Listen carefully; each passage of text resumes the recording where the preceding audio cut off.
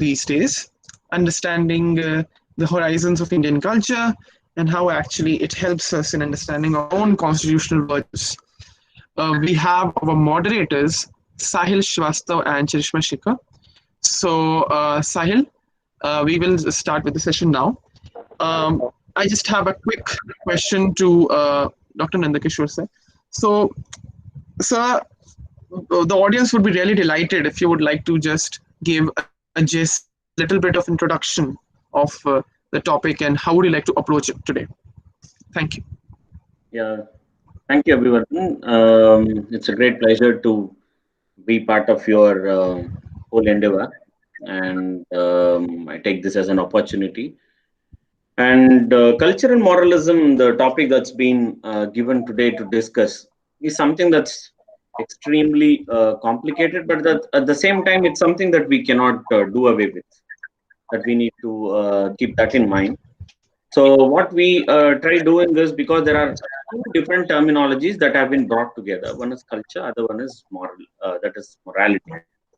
Now, culture and morality are also intertwined, because if culture is what is seen in the society, morality is in the background.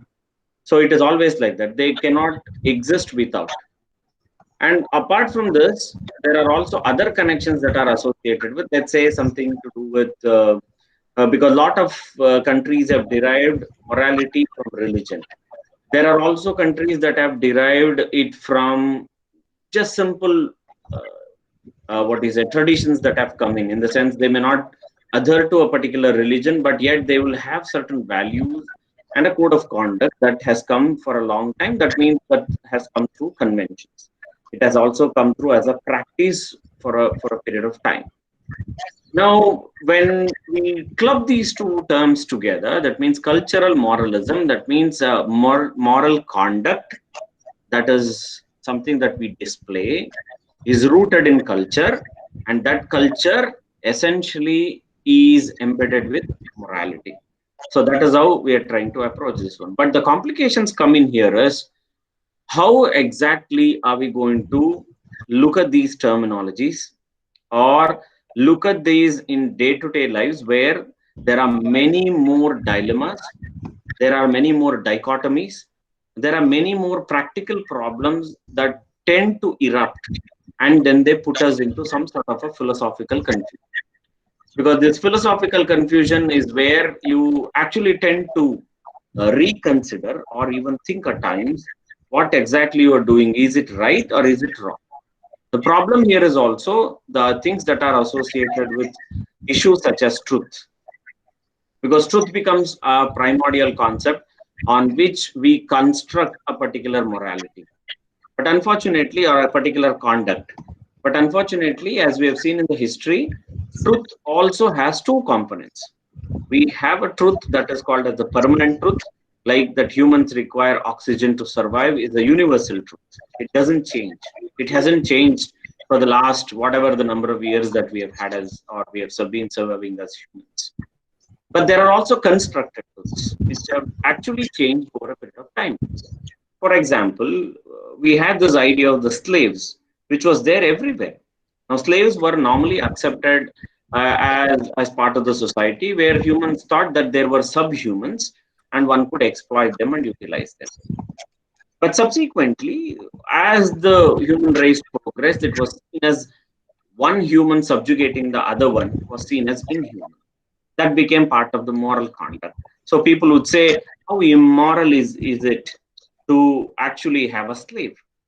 Okay, that is how things would actually come up with. So that's where you have the permanent truth, you also have the constructed truth. Our dilemma is always associated with the constructed truth, because whether we derive it from religion, we derive it from a tribe, we derive it from a society, everything has a particular base. From there where it actually begins. Then we are specifically today talking about India's cultural moralism, because India is seen as a leader. India is also seen as a perhaps one of the civilizations. There are only two civilizations that have sustained the same character and have been for thousands and thousands of years. One is the Chinese civilization, other one is the Indian civilization. Now, Indian civilization's unique component is that it was always driven, after a particular point of time, driven through religion, but that religion does not support, let's say, things like conversion. And if there is no conversion, there is no possibility of you going and spreading elsewhere, but yet you still have it to be the second largest country in the world. Right. What if there was conversion? What if there was a possibility to take forward this one? Now, probably that's the moral strength that India always derives from. So that's why there is something unique about India's what is a cultural moralism. India is seen always as a leader.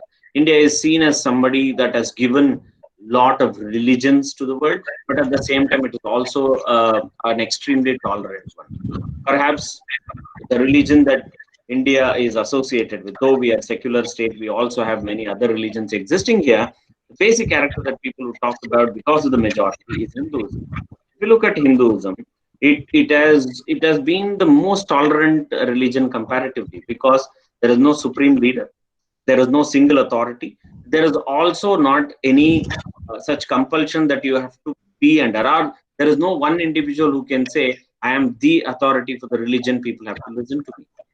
And as I told, there is no process of conversion. So if you want to be a Hindu, you can be a Hindu as long as you're not asking for affirmative actions or the facilities that come from that. So it is from these perspectives, like philosophically we are looking at it, and then in day-to-day applications, how the cultural moralism comes as a dichotomy when we look at something like corruption, when we look at vulgarity, when we look at, let's say, the visible violence that is associated with society. How do we deal with it? Where do we derive from? Is there a standard pattern from which we can talk about it, or is there a particular way we look at and say, okay, now this is perhaps, or this can be codified and said, now this is the component, or do we rely on the constitution, which is extremely what is meticulously being written? So is that the end of it? Can a constitution alone answer all the questions? Is also a limitation. If you look in constitution, certainly cannot answer all the questions. If constitution were supposed to be doing that one, probably the allegiance in the court should have been we swearing on the constitution, but we still swear on a religious book. Then why do we do it? That means the constitutional morality is also driven by the religion or driven by certain basics that have been laid down by religion, though you don't want to credit to the religion, but yet you would say that is something associated with the culture. You call it as Indian culture, you call it as whatever the way you want to, but actually associated with the culture. That's why, as I told you, that culture and morality, they cannot be seen in isolation. They somehow come together like a package. So we probably that's the beginning point that I would probably want to put it across, because it's a complicated subject, no doubt about it. As I told you, the constitutional morality is very, very complicated. That's why I was giving you modern day examples of corruption, the modern day issues of, let's say, how do we deal with certain day-to-day problems that come across, and how do we take positions? Because if you don't take position, you are actually turning blind to certain things, right? Remaining neutral is certainly not an option in a democratic society. If you don't voice your concerns, that means democracy will be dead. Democracy is all about asking right questions in right places. So in that case, neutrality becomes very problematic and dangerous. Then how do we approach it? Are some of the questions that we try to answer today more like a conversation? And if people have questions, and then we can also indulge in talking about how exactly India's cultural moralism has become a subject of interest, also a subject of discussion. Probably I'll stop it here, and then you people can take it further. Great. Thank you. One aspect which would I really love to have is we are, being neutral. The concept Your voice is breaking. I can't hear you. particular majority. Okay. I think now it's better. Hello. Yeah, yeah. Go ahead. Yes. So my basic question is that when we say that neutrality is somewhere down the line not possible virtually, because making that work means that you are denying the history and denying the realities, because I think that's a real approach, to be very honest, which I appreciate also. Can we say that somewhere down the line, when it comes to our cultural heritage and understanding it, we need to shift from empathy to, a more compassionate approach, which democratizes it? Like, can we go for a more compassionate approach towards culture? What do you think, sir? It is a possibility. There's no doubt about it. As I told you, there's no single way of looking at a particular issue. There are multiple ways of it. That's why we call it as Rashomon effect. It depends on the time you have entered. It depends on the time that you have interpreted. It depends also on the time and the moral conditioning that you come, the way you take it. Right? Somebody is told that don't watch, let's say, pornography. It depends on the individual. One person may Hmm. think it is a moral obligation that he shouldn't be doing, and it's objectification of a particular gender, so one shouldn't be watching. The other one may think it's essentially about independence of internet, and I pay for it, and it's also a freedom. Why do we have to actually restrict the evils that are there inside, and then keep becoming a slave for all these things and be secretive? Well, keep it open. And then there might be another person who may simply say, because of so and so thing, there might be somebody surviving about it. So why do we have to cut somebody's, what you say, the earnings or their livelihood? Because there was a particular point of time when Gandhi, in his Hind Swaraj, had used the word prostitution or prostitute, which was way back in 1910. And then subsequently, when Gandhi was asked to revise Hind Swaraj, he only changed 2 to 3 words. And one such word was prostitute, because back then he had thought that was a problem. Subsequently, he was of the impression it wasn't the problem of that particular individual, but it was the problem or the collective failure of the society. Because if you have pushed a particular individual, because not everybody or most of the time you don't find individuals indulging in a particular activity or such type of activity out of pleasure. It will be out of compulsion, right? So it is in that perspective, Gandhi initially had mistaken about it, and then subsequently he thought he was wrong at it. It was failure, collective failure of the society that has pushed that particular individual. So we have all the requirement and a necessity to address to that particular problem. So he took it off from the book, right? So it is say the same Gandhi. 1910, it's also same Gandhi, perhaps much matured Gandhi you would find in 1938. Then how did this change? Right? That's why I was telling. It's essentially about how we look at a particular problem. Where do you enter? Right? That's why your question is very much valid. The compassionate component of it, so that we democratize the spaces, we democratize discussions, we democratize relationships, we democratize everything. There's no doubt about it. But unfortunately, anything in excess can lead to problems, right? When let's say institutions try to have intellectual property rights. Now you people are from the legal background, you would very easily understand there are a set of people who are against this idea of intellectual property, because they think you have utilized all the things that are available in the society, you have utilized the resources of the society, taxpayers money, there are multiple things, and at the end of the day, what was the logic behind you achieving a particular thing?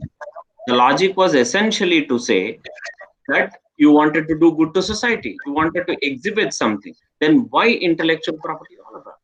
Why are you so struck with? If medicine is something that you are doing good for the society to uplift people from illness, then why intellectual property? In the name of intellectual property, why do you stagnate, or why do you not allow it to go to people for years together and allowing people to die? Now, is it empathy or is it compassion? What has to take the precedence is a question that continue to be a major issue. Really great. Yes, Sahil, go ahead. Yes. So as we're talking about the contemporary issues, I would like to ask, like we have had, the definition of culture or definition of every normative thing from a very long time. However, we do see today that technology has somehow changed or brought in new concepts, which are, which are thought to be more liberal.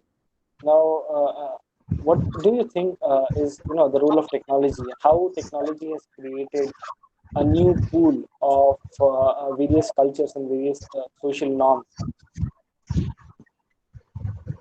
Okay, now technology making things liberal, I'm not very sure about it. It might have made it much more inclusive. I agree with that one. But liberal, I'm not very sure because it is still not a very, very liberal regime. You still find, as I mentioned before, also that, but yes, I agree to an extent that it can bring a conglomeration of different cultures, religion. We can talk about people. We can look at their from food culture to all sorts of cultures that are there. We can actually emulate. We can also show arts. It has brought in a different idea, no doubt about it. There's no denying the fact that it has what is a humanized a particular space. But there is also digital divide that we shouldn't be forgetting. Yes, to an extent, I agree with your statement that it is indeed a major factor that has what is a made some sort of brought in some sort of a liberal component to it, but it's not entirely liberal the way it has been painted. So I don't completely subscribe to that idea of saying that it is completely liberal, but at the same time, as I told you, it has humanized. It has also allowed lot of those people who haven't been party to it at all for a long time. There was a digital divide. Now slowly and steadily it is becoming inclusive, but at the same time you have these exclusive clubs. You have exclusivity that comes in where the very idea behind is to resist inclusivity. So you would find such type of groupings also. But yes, technology is a tool that certainly can be used to break the barriers that have been, let's say, molded in the name of morality or in the name of culture, and that have been constrained or kept in a particular or with a particular group to control something. At least that is being broken. That's been broken. I can give you a simplest example is how the hegemony over knowledge has been broken through digital technology. Otherwise, like my professor would actually come to the class. He would have an old guide with him, or he would have a notebook. Inside, he would keep a guide, which I would not have an access. And then I have to listen to him. And he would have that hegemony over knowledge, where I don't have any other place to go in because the library would hardly have a copy of it.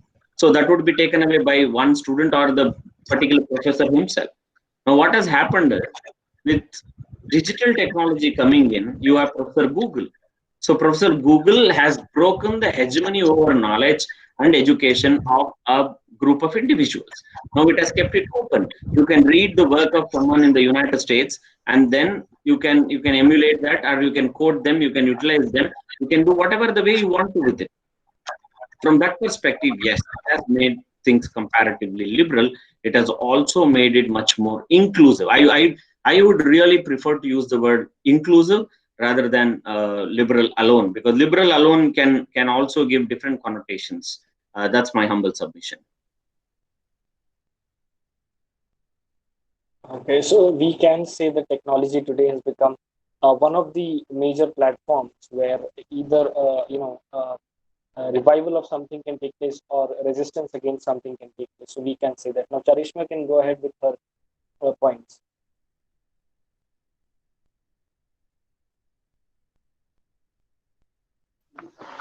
Sir, actually, nowadays, children's are actually when it comes to moral values in India.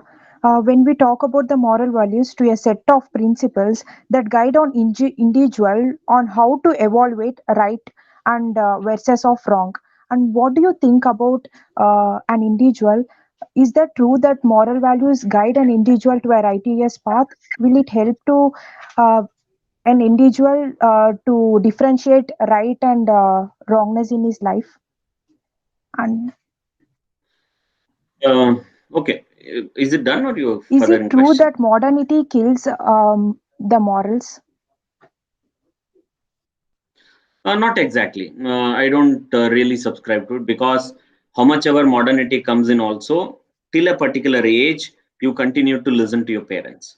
Morality and ethics are acquired at a much younger age, much before you make decisions for yourself. So what happens later is you opening up to that set of knowledge or that set of morals or ideals that has been given to you, and you basically try to rationalize them. You also try putting them to test, thinking whether it is right or wrong. Okay, now what happens is, you can't codify and say across the country in India all parents teach morality or moral values and ethics in the same way. It depends on if a particular family might teach a lot of things in the garb of morality. They might be teaching misogyny. Okay, there are a lot of other places where they might be using simple techniques to tell what is good, what is bad. Okay, but at the same time, in the name of morality or ethical values, they also might bring in gender stereotypes. Okay, now these are certain limitations. So with modern world, is it changing? I don't completely subscribe to, but the thing is, you also have a sort of checks and balance that has come in the society, in the sense, you have people making things much more open. Like, let's say a mother who would have an issue of how to handle a child, before used to fear what my neighbor would think, what my relatives would think, and these type of issues. Now she has an option. Trying to be an anonymous, she can go on a forum, seek help, and she can still put up saying that, when this is how my child is behaving and I have an issue, and I think this is the way I want to do, but I'm not sure whether that's the right way to do. Can someone help me? So there are people who are right to, or who are ready to help, and they may bring in different perspectives. We have always seen multiple perspectives are always good, but then you try customizing. That's how heterogeneity is a very strong value, especially when we come to the culture. And then we bring in something. That's why we are able to say Indian cultural moralism, though we very clearly understand that the India that we're talking about is not a single India. The idea of India is a multiple India. The idea of India is numerous in terms of its variety and the way it approaches. But at the same time, it has this extraordinary value that it can be still said that India's cultural moralism. So that's my answer to.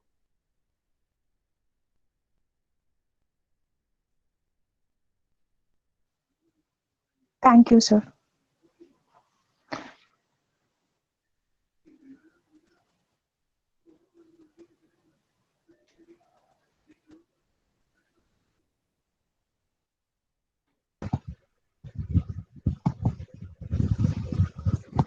That's a nice point made. Um, Often, what happens is, which I have heard, and I think this is a common trait which is there, is that people take inspiration of about a more conservative yet cultural pluralist version of I should say Indic polity, which means that it includes the empires. It also has references from the Itihasa with that we talk about and read about. So, is it legitimate to say, to a limited extent, that the Shanti Parva of Mahabharata or the Adi Kavya Mhm. or the Bhagavad Gita, all of them have a very remnant significance in a more I should say politically relevant manner.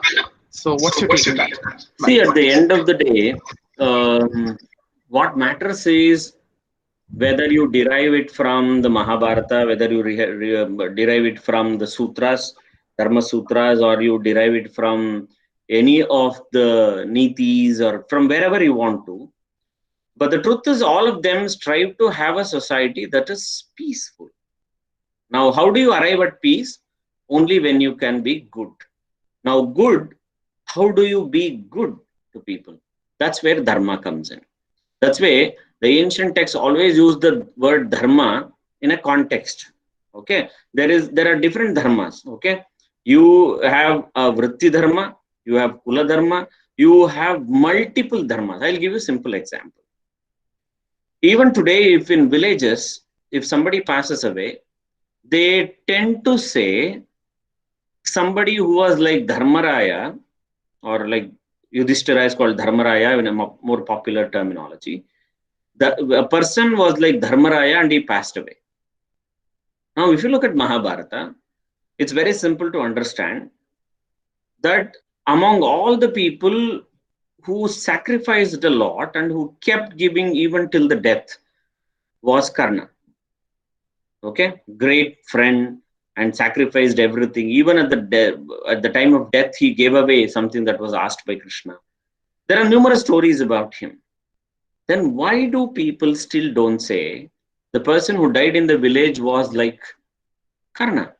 Why do they say Yudhishthira? Or why do they say the person who died was like a Dharmaraya but he died? It's just simple. Dharmaraya always was denoted with the idea of being good.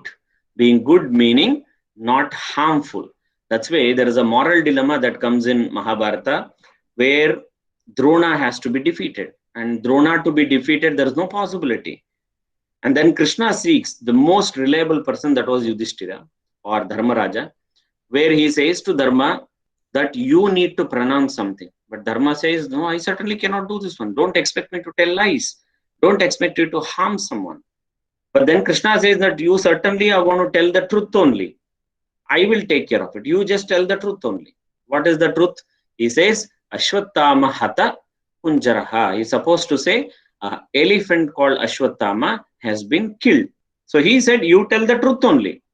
But I will take care of it according to how it is required. I will contextualize. So what he does, so when he says Ashwattama Hataha, Krishna blows his conch. So Kunjaraha becomes. So Drona believes that there is no possibility of, he is very clearly aware that his son Ashwattama is an Ichamarani. Ichamarani is the one who can die when he wants to.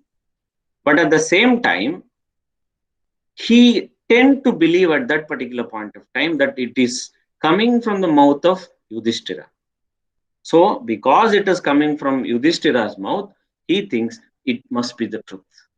Now, if you look in from this context, it's all about being good. That's why we continue to say Dharmaraya in all the contexts that we talk about. Now, when we say good, every society, more so in Indian society, it was about three things. That's why I said it's directly related to religion, or the way we call it as organized form of whatever that we call. It simply says that Papa Bhiti, Daiva Priti, Sanghaniti. This is how it is spoken about.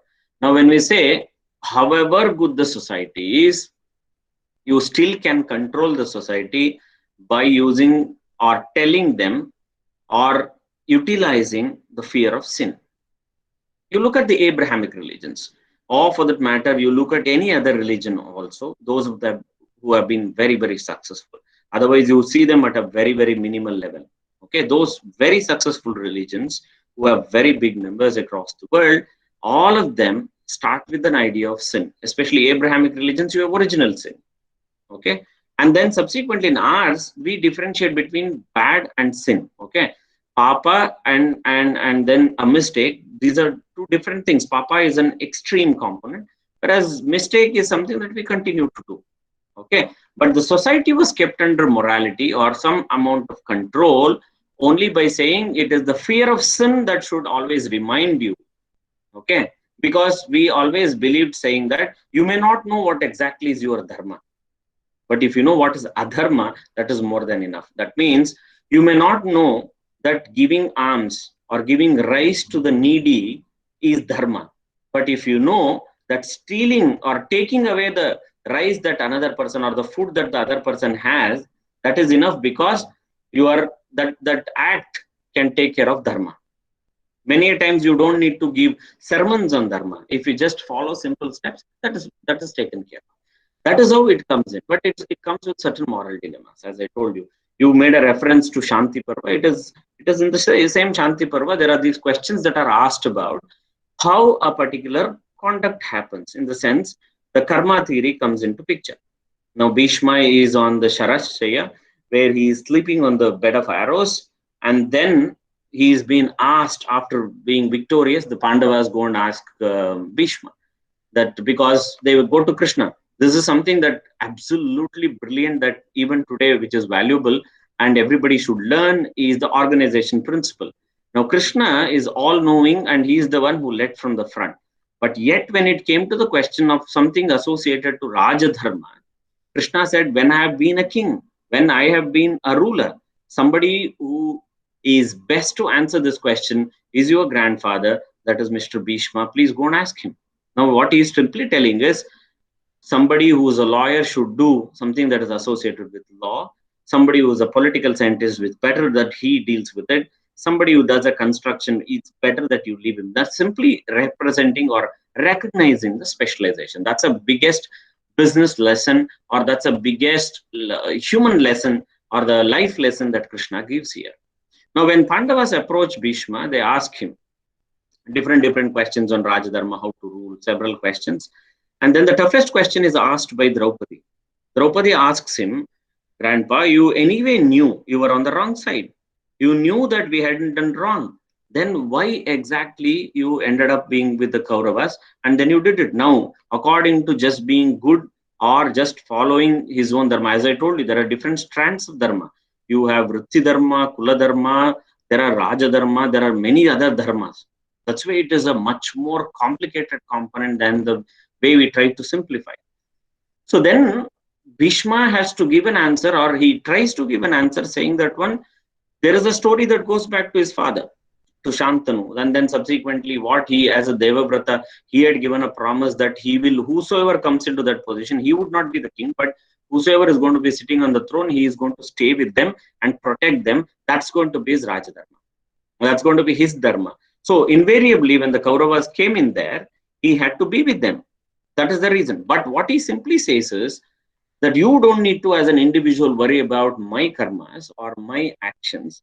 That action, how much ever I try masking, I try covering it up or anything of that sort, invariably it will come back to me only. That's why he says, Yatha dhenu sahasreshu vatso vindati mataram tata purva kartum karma kartaram manugachati. He says, even among the 1,000 cows, a calf without a confusion walks up to the mother. It is in the same way, my actions, how much ever I try being in disguise, will come back to me. This is an answer that Bhishma gives. Okay. Now, why we bring in this as a component, if you look in from many of these places, is most of the time we end up finding the distortion of many of these. That is where the problem in the present society. We take something, we cherry pick something that is according to our convenience, but we leave out something that really is required for society. That's where the problem comes in. There where hegemony comes in. There where discrimination comes in. There where half knowledge becomes much more dangerous, because you don't know how to really interpret it, but you have heard from someone and then you customize according to your requirement. Okay, the same Mahabharata you quote when it suits you, you don't quote when it doesn't suit you. This is where dichotomy comes in. That's where you don't find everybody agreeing on a particular thing, because everything is written in a particular context, whichever shastras, whichever it is, according to the society, according to a circumstance, right? That's how we celebrate someone like Kautilya, who wrote long ago, still being relevant. That means he's time tested. That's why I feel pity when people say he is the Machiavelli of India. Where was Machiavelli? A few hundreds of years ago. But he needs to be called as he's the Kautilya of Europe. That's how it has to be addressed. But no way. He's not even 5% of what Kautilya was.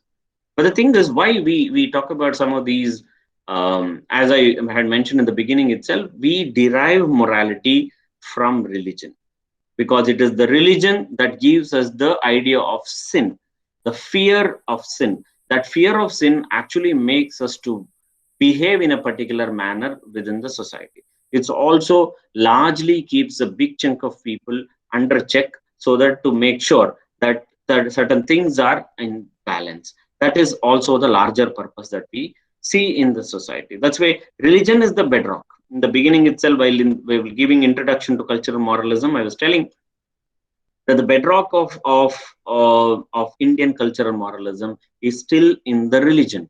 That means whether you accept it as a codified language, or whether you accept it as what is a collective, or whether you accept it as an organized form or not, it doesn't matter. But as long as these texts are there, and it can be taken, and it's no place it has been ever written that that particular type of worship is problem, this particular type of worship is problem, kill those people who don't agree with your religion, kill those people. None of these things you find, because for a lot of these things that emerged out of India, goodness in the society and balance in the society was much more important, where ethics, morality become part and parcel of the culture. And that culture keeps changing, no doubt about it. But they wanted certain things to remain as part of the human, because by nature, human can be very, very dangerous. Because after all, at the end of the day, we also continue to say Arishad Vairis and all those things, right? Because it's very natural, because we think, however, we are rational, but the same rationality pushes us to take certain negative steps at times, because you think that's a right step you're taking. So that's a limitation too. But my crisp answer to this one, to summarize, is that religion continues to be some parts and parcel of way to look at the life, or a way of life that we lead in day-to-day life. Great. So that was very informative. Now, one point which I would like to discuss is we do, hear a lot of times nowadays that there are religious conversions. People are converting their religion. They're becoming Hindu from Muslim, for the example.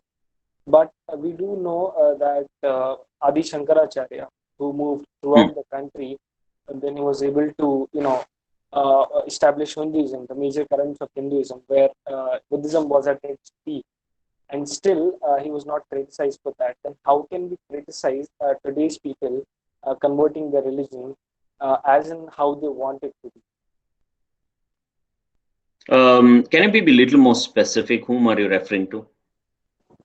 There is no reference as such, but we do see that there are people get, they get very angry, or they get very, ferocious about people converting their religion. Okay. We do know that it happens a lot of times. However, we can also be open to it by thinking that, okay, it can be someone's interest, or it can be someone's ideology that subscribes to that particular religion's value. Okay. So why do Okay. we protest against it? Yeah. So I think this is more of a political question that I can answer. One component is the fundamental question behind conversion is that many a times people get converted, one out of something that is lacking in the religion that they belong to. One. Second, it can be that they find certain better benefits in a particular religion that they want to go into, or they found some sort of an attraction to that one. They might have been mesmerized by certain teachings, or the way of life, or many other things that are associated with. Very specific to India, to a large context, a large number of conversions that happened were also essentially to do with the idea, or look at Hinduism as hegemonic, or also looking at Hinduism as something that has been very inclusive. There were limitations to that one. So they thought there is a necessity for them to, when there was an opportunity to, they thought they should convert. Now, where does this get problematic? The conversion gets problematic when you want to embrace something by accusing a particular religion, but subsequently you feel you're still entitled to use certain things that are only associated with a particular religion. You're very clear what I'm referring to. Let's say something like affirmative action. Now, affirmative actions are, by definition, given by Dr. Ambedkar himself as a drafting committee chairman, after having discussed with all those luminaries who were there in the drafting draft committee, what they arrived at was that the idea of the discrimination, caste system, oppression, and other things that we're talking about are inherent to Hinduism. So those people who are part of Hinduism are the one who have suffered. So they need to be uplifted, and we need to have a criteria. The criteria is that those who belong to Hinduism and who are there, and they can avail certain affirmative actions. But unfortunately, what has happened subsequently is that for their moral well-being or cultural well-being, people wanted to get converted to a particular religion, but unfortunately, for other benefits, they wanted to continue being part of the other religion that they were before. They were there before. Now, here where the problem has come in. Okay, I completely agree with certain frustrations that usually erupt with, let's say, a particular group asking that when we are not treated even like humans, why should we actually stay with that religion? Right? There is no codified way. That's what I was telling you. There is no single authority to tell this is Hinduism or anything of that sort. Right? There are people who can simply question if an elephant or a cow can come inside the temple, why not humans? There are all valid questions, no doubt about it, because that's a discussion that has come in the later stage of how this very idea of the Hindu or the Sanatana Dharma that has come into picture. Now, who have the problem with regard to the conversions, or who are taking offense to it and then trying to do certain things in the society, are some sort of a fringe that we need to very clearly understand. Either they need to make sure that their religion is not discriminatory and their religion is much more open and it's not hostile to their understandings and their way of life. If that cannot be assured, that cannot be taken care of, they have no right to actually question them nor take offense to when they try to convert. But the problem here is, with regard to Indian context, I can tell you, my PhD was from Central University of Hyderabad. In Andhra Pradesh, when a lot of people whom I have interviewed for quite some time, I used to ask them this question: that why did you actually convert? They said that we felt it was emancipatory, and we wanted to go away from this discrimination, the clutches of the caste, and the watertight compartment that it comes up with. And then I asked them, how was your experience now? It's been, let's say, an year or two, or even 5 years. How has been your experience? I asked them, have all the churches been the same? Have all of them allowed you, all people, let's say there was a Brahmin, there was a Kshatriya, there was a Shudra, there was a Vaishya, all of these people were there. At one point of time, many of these people have got converted to Christianity. Now, all of you have been able to come together and actually dine, or actually been able to go together and pray together? The answer was actually no. They said, no, we still have our own churches. I asked them, what do you mean by have your own churches? They said, Brahmins have Brahmin churches. We continue to have our own churches. And the Dalits, as Dalits, we continue to have our own churches. We are not allowed to the other churches. Right? In the urban spaces, it's comparatively less. It has shrunk. But if you go to the semi-urban and then to the rural side, you will continue to see this type of stark differences that come in, because anything that comes to India gets Indianized. As I told you, that you get the best of the religion that you think actually is emancipatory, and then you get in here, you would find it problematic. Now, if you go back to the discourses of Ambedkar, you will find that he gives very valid reasons why not Christianity, why not Islam, right? Why not any other religion? Why not even Jainism? He finally ended up with Buddhism, but that Buddhism also, he redefined certain components, because anybody can be Buddha, because he was not a god or anything of that sort, right? Buddha just means enlightened. Anybody could be enlightened. So he thought there were certain reforms that were required even in Buddhism, and he would bring in his ideas into Buddhism, and that would be the religion that he would want to embrace. Right. So in that is the case, if we look at the whole idea of conversion, reconversion, and all these issues that have been going on, the problem essentially remains there. That when you are ready to move out of something, but you still continue to have certain entitlements. You want to have certain benefits, but that those are meant to be up to a particular grouping. If that is what you wanted to break as a barrier, you continue to stick to that one. That's where your morality becomes problematic. Let's simply give an example. You have taken advantage of reservation, and you are in a much better position in the society.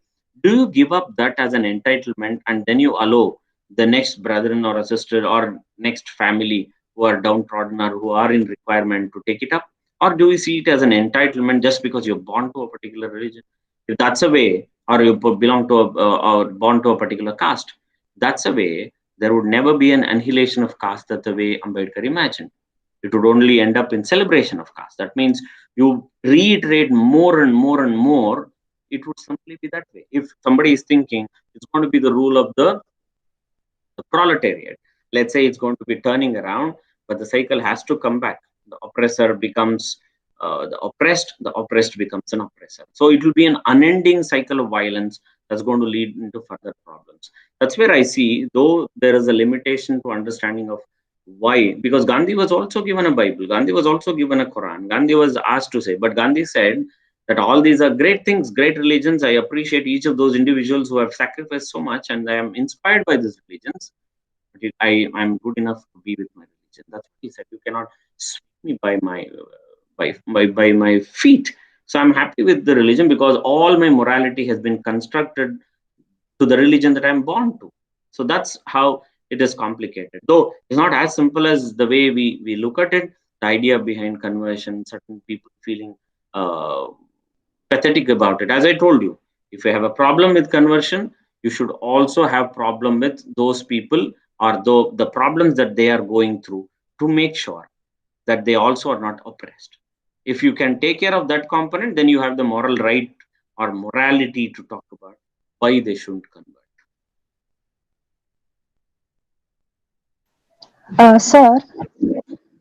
Sir, actually, the child of today is not related to any of the ancient stories or holy books or anything else.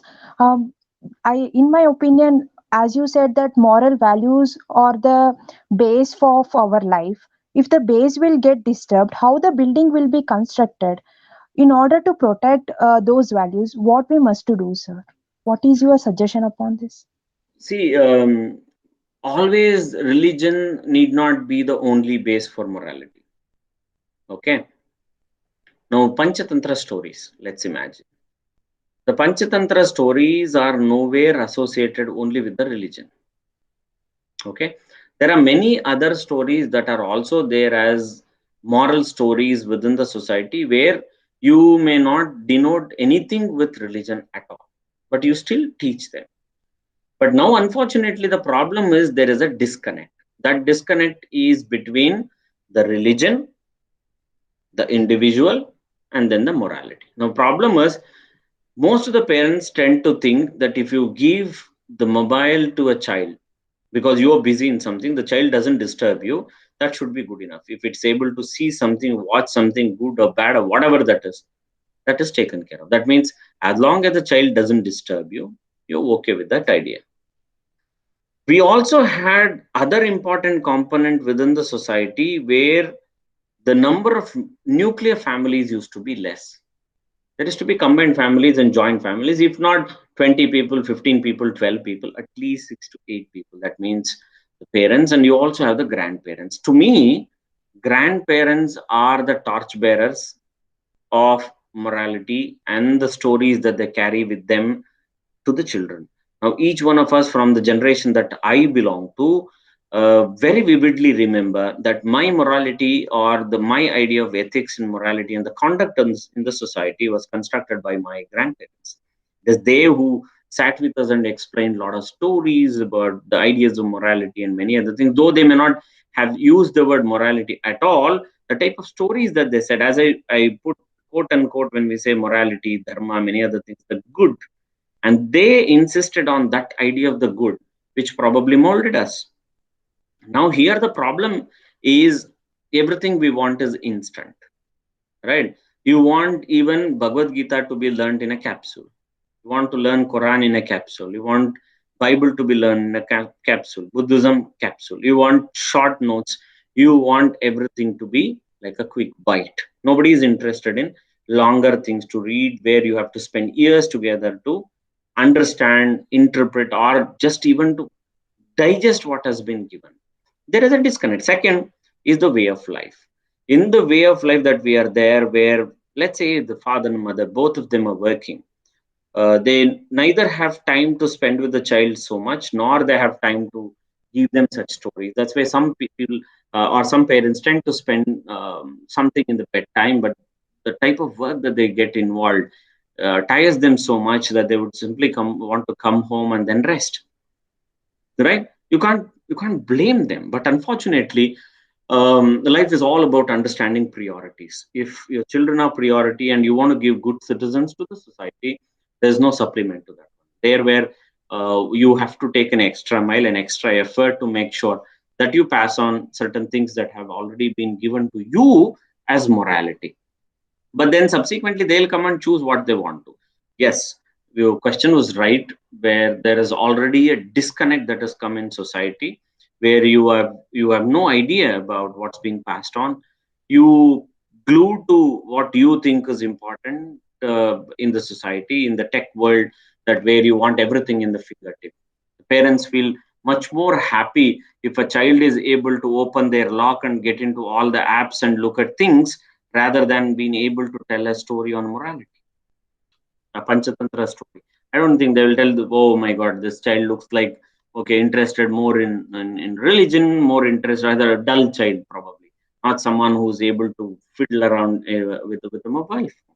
That's a disconnect. Certainly, there is a disconnect. That's going to be quite a big problem in the days to come, where we think, or we may rethink where morality stands or ethics stands in the society.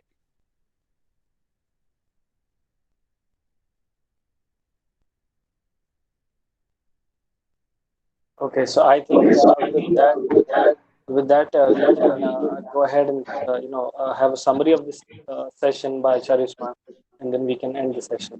Charishma, you can go.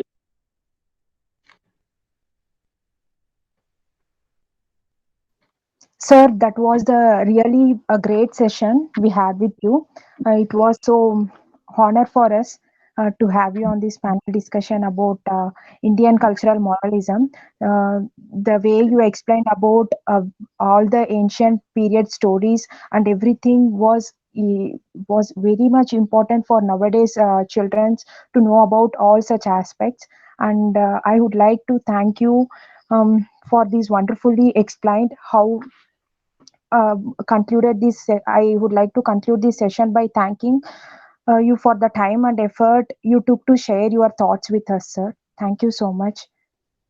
I appreciate. Thank you. It's my pleasure. Great effort and initiative by all of you. I wish all the luck, and I also wish that everything that you do will probably enrich the society that we live with. And you've taken a responsibility at a very young age, so I completely appreciate everything that you people are doing. So best wishes from my side. Thank you. Thank you so much, sir. Now, Abhivardhan, can you just go ahead and conclude this session, and then we can have this session ended.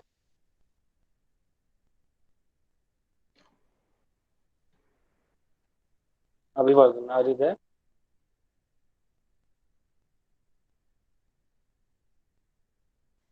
I think sir is not there, senior. Yeah. So, okay, we'll end this call, and Okay. we can deal with the technical issues. Sure. Okay. Oh, great. Thank you, everyone, whoever is watching the video and whoever joined. Thanks so much. Have a good day.